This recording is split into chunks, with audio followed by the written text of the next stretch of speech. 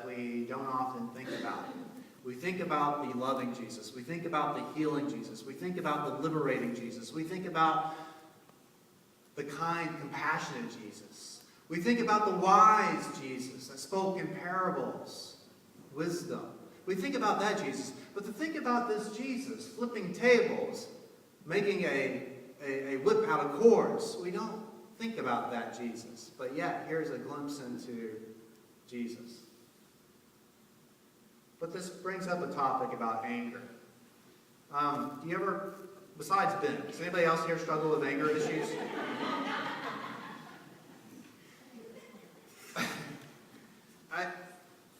Everybody make sure Ben doesn't jump up and get me. So we've had to be separated before, so we just fight. I think anger is one of those words that automatically when we hear it, when we think about it, we think about the problems that come with anger. And certainly there are severe problems that come with anger. Hatred can foster murder and can give birth to things like that, and incredible violence, and anger can swell up in somebody and erupt and violent outbursts. And so those problems of anger are very genuine and very true. But I think too that there can be times when anger can be redeemed, when anger can be for a good reason, for a good cause. When you get in between a mother bear and her cub, you're seeing a protective anger, an anger based not in hate, an anger not based in vengeance, but an anger based in love and care and concern. And maybe there's a different word for it. Maybe we don't call those moments anger, and we can talk about that certainly too. But what was typically when I was learning about the story of Jesus in the temple, the phrase that I would hear would be righteous indignation. That Jesus was mad because of a just cause to be mad and to be angry.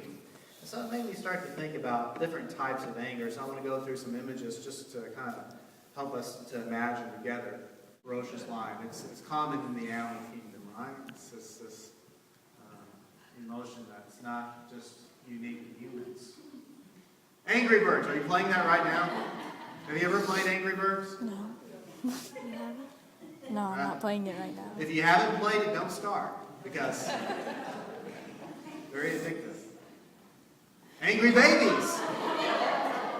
Angry Birds, Angry Babies. Somebody give that kid a pacifier. I don't think that you can make an expression like this and it not affect your soul and your spirit some way. Yeah? Or at least give you wrinkles, right? Here is probably an artist's imagination of what anger looks like inside, or frustration inside. You can be the most placid, calm-looking individual, and there can be turmoil inside. There can be hatred and resentment inside, and it too can be detrimental. The Cubs have a lot of reasons to be mad. So this is probably justified anger, right? But this is their year.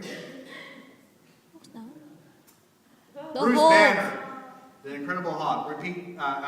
Finish this statement. You would not like me when I'm angry, right? Bruce Banner, the physicist who was mutated by gamma rays, made him green, was triggered when he became mad. But it was really a show about anger, right?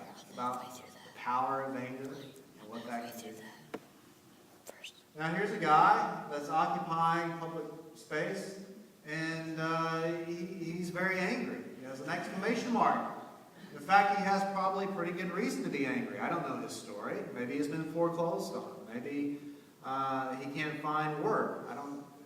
But there are certainly a lot of people this day and age that are angry at a system that exploits the innocent of innocence, that oppress the innocent of innocence. And it's a system that people are angry about. And so there's been a lot of talk about this very phenomenon in recent days. Al Pacino, Scent of a Woman, a very dynamic moment in the movie. If you haven't ever seen it, Al Pacino's character, hoo-wah! You know him?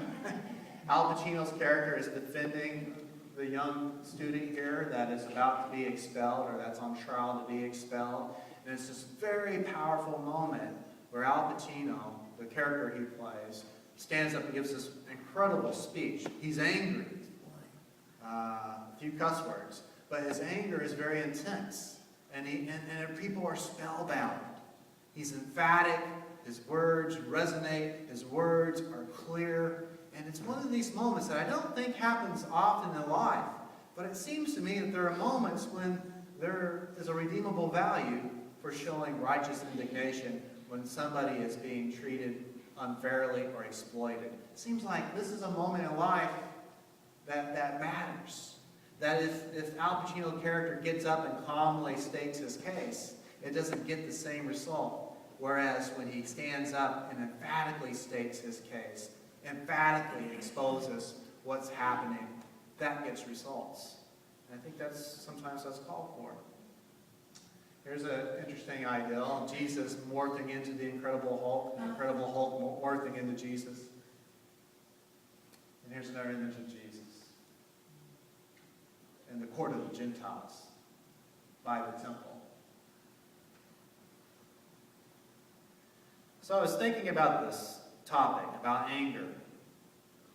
The moments when it's clearly immature. The moments when it's clearly detrimental. The moments when it's clearly out of control. But then I was thinking about the moments too when it's called for. When a righteous, bold voice can accomplish something. Can speak for those without voice. When somebody can be strong for those with little strength. It seems like those are moments when anger can be productive. And here are some thoughts I had about anger. That righteous indignation can easily slip into self-righteousness.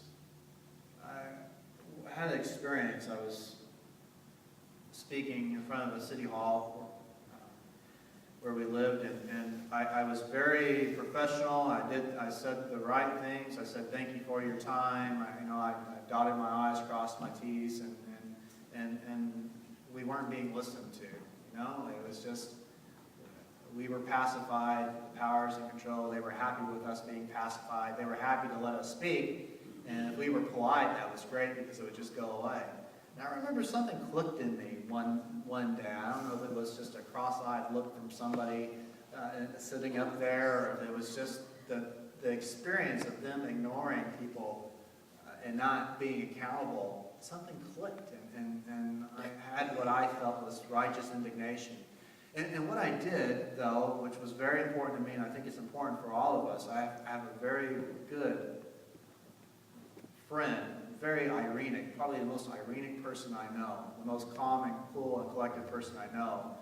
And I went to him after this experience because it just felt like it did feel like it erupted in me, but it was very strange. It felt that time froze, that I had clarity of mind, that I had the words I needed with the intensity that was called for. And I went back to debrief, to process this with my friend that was there, and I said, was I in line? Was I out of line? And we talked about this, and he said, no, I know your heart, I know who you are, and you were perfectly in line. But it was important for me to process that with somebody in community, to make sure that it wasn't my stuff, and to make sure it was really the right thing to do. And I think that's important to have somebody like that. Positive anger can emphatically clarify a moment in time. Negative anger erupts out of control with no redeemable value. Positive anger is always selfless, self-last. And negative anger, we lost a little bit of that. Negative anger is always selfish, self-first. So when I experience anger, if I can have that conversation, is this anger that I'm putting myself first? Is this really all my issue? Is this immature anger? Or is this anger because I feel like people are being victimized? Or is this anger because I feel like voices need to be heard that are being overlooked? I think those are key things to help you process that. I don't think it happens too often in life. But I think there are moments in life where we need to rise up and be a voice and to be emphatic